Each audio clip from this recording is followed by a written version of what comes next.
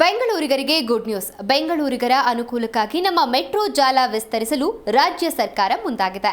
Metro ಸಂಚಾರದ ನಂತರ ಬೆಂಗಳೂರಿಗರು ಹೆಚ್ಚು ಮೆಟ್ರೋವನ್ನೇ ಅವಲಂಬಿತರಾಗಿದ್ದಾರೆ. ಸರ್ಜಾಪುರ ಹೆಬ್ಬಾಳದ ಕಡೆ ಹೆಚ್ಚು ಟ್ರಾಫಿಕ್ ಇರುವ ಹಿನ್ನೆಲೆ ಈ ಭಾಗದಲ್ಲಿ ಮೆಟ್ರೋ ವ್ಯವಸ್ಥೆಯಾದರೆ ಪ್ರಯಾಣಿಕರ ಪ್ರಯಾಣ ಸುಖಕರ. ಮತ್ತೊಂದು ಸಿಹಿ ಸುದ್ದಿ ಅಂದರೆ ಮುಂದಿನ 1.5 ವರ್ಷದೊಳಗೆ ಹೆಬ್ಬಾಳ ಟು ಏರ್ಪೋರ್ಟ್ ಮೆಟ್ರೋ ಮಾರ್ಗ ಸಂಚಾರ ಮುಕ್ತವಾಗಲಿದೆ. ಹಲವು ವರ್ಷಗಳಿಂದ ಮೆಟ್ರೋಗಾಗಿ ಕಾದಿದವರಿಗೆ ಕೊನೆಗೂ ಬಿಎಂಆರ್ಸಿಎಲ್ ಗುಡ್ ನ್ಯೂಸ್ ನೀಡಿದೆ. ಹೌದು, ಇದರೊಂದಿಗೆ ಬೆಂಗಳೂರಿಗರ ಬಹು ವರ್ಷದ ಕನಸು ನನಸಾಗುವ ಕಾಲ ಹತ್ತಿರವಾಗುತ್ತಿದೆ. ಏರ್ಪೋರ್ಟ್ ರಸ್ತೆಯ ಮೆಟ್ರೋ ನಿರೀಕ್ಷೆಯಲ್ಲಿದ್ದವರಿಗೆ ಬಿಎಂಆರ್ಸಿಎಲ್ನಿಂದ ಬಿಗ್ ಅಪ್ಡೇಟ್ ನೀಡಿದೆ. ಮುಂದಿನ 1.5 ವರ್ಷದೊಳಗೆ ಹೆಬ್ಬಾಳ ಟು ಏರ್ಪೋರ್ಟ್ ಮೆಟ್ರೋ ಮಾರ್ಗ ಸಂಚಾರ ಮುಕ್ತವಾಗಲಿದೆ. ಜೊತೆಗೆ ಬೆಂಗಳೂರಿಗರ ಅನುಕೂಲಕ್ಕಾಗಿ ನಮ್ಮ ಮೆಟ್ರೋ ಜಾಲ ವಿಸ್ತರಿಸಲು ರಾಜ್ಯ ಸರ್ಕಾರ ಮುಂದಾಗಿದೆ. ಸರ್ಜಾಪುರದಿಂದ ಹೆಬ್ಬಾಳದವರೆಗೆ ಈ 3A ಮಾರ್ಗ ನಿರ್ಮಾಣವಾಗಲಿದೆ. 3A ಮಾರ್ಗವನ್ನ ಕೆಂಪು ಮಾರ್ಗ ಅಥವಾ ರೆಡ್ ಲೈನ್ ಎಂದು ಗುರುತಿಸಲಾಗಿದೆ. ಸರ್ಜಾಪುರ ಹೆಬ್ಬಾಳದವರೆಗೆ ಮೆಟ್ರೋ ಮಾರ್ಗಕ್ಕೆ ಗ್ರೀನ್ ಸಿಗ್ನಲ್. 3A ಮೆಟ್ರೋ ಮಾರ್ಗ ನಿರ್ಮಾಣಕ್ಕೆ ಸಚಿವ ಸಂಪುಟ ಅಸ್ತು. ಈವರೆಗಿನ ಹಂತಗಳ ಪೈಕಿ ಅತಿ ದುಬಾರಿ ವೆಚ್ಚದ ಮಾರ್ಗವಾಗಲಿದೆ. ಬೆಂಗಳೂರಿಗರ ಅನುಕೂಲಕ್ಕಾಗಿ 28,405 ಕೋಟಿ ರೂಪಾಯಿ ವೆಚ್ಚದಲ್ಲಿ 36.59 ಕಿಲೋಮೀಟರ್ ಮೆಟ್ರೋ ಮಾರ್ಗ ನಿರ್ಮಿಸಲು ರಾಜ್ಯ ಸಚಿವ ಸಂಪುಟ ತೀರ್ಮಾನ ಮಾಡಿದೆ.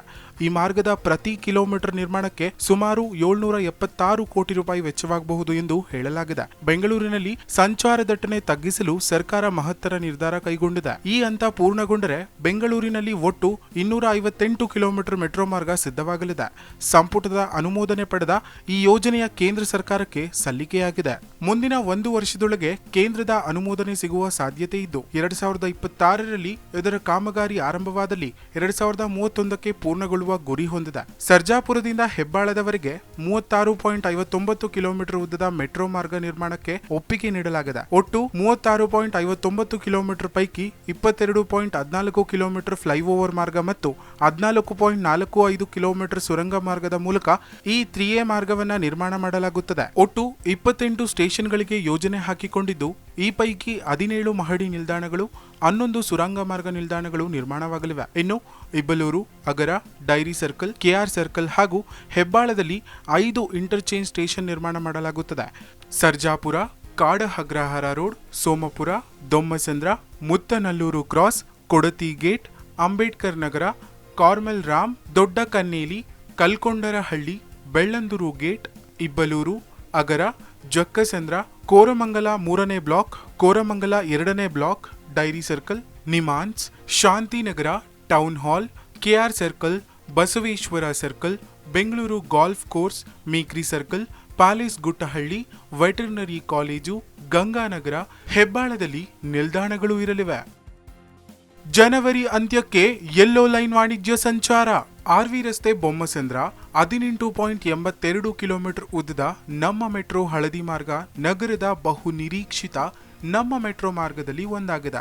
ಈ ಮಾರ್ಗ ಉದ್ಘಾಟನೆಯಾದರೆ ಎಲೆಕ್ಟ್ರಾನಿಕ್ ಸಿಟಿಯಲ್ಲಿ ಕಾರ್ಯನಿರ್ವಹಣೆ ಮಾಡುವ ಐಟಿ-ಬಿಟಿಯ ಲಕ್ಷಾಂತರ ಟೆಕ್ಕಿಗಳಿಗೆ ಅನುಕೂಲವಾಗಲಿದೆ.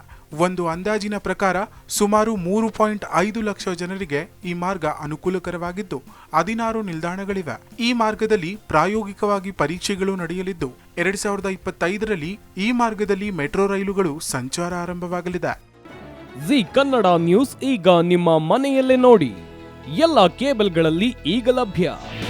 ನಿಮ್ಮ ನೆಚ್ಚಿನ ಜಿ ಕನ್ನಡ ನ್ಯೂಸ್ ಈಗ ಸನ್ ಡೈರೆಕ್ಟ್ ನಲ್ಲಿ number 292, Tata play number 1664, Jio TV number 1334, N X T digital number 30, in cable number 30, city networks 51, U digital number 162, G T P L number 17, Rockline telecommunications number 42, Shri Basaveshwara cable number 168, rural cable network 60, Vinayaka digital 57, Abhishek cable 821, city channel 53, Siddeshwara cable network 57, ವಿ4 digital infotech 628, Surya digital networks 53, Gajanan digital number 836, Malnad infotech private limited number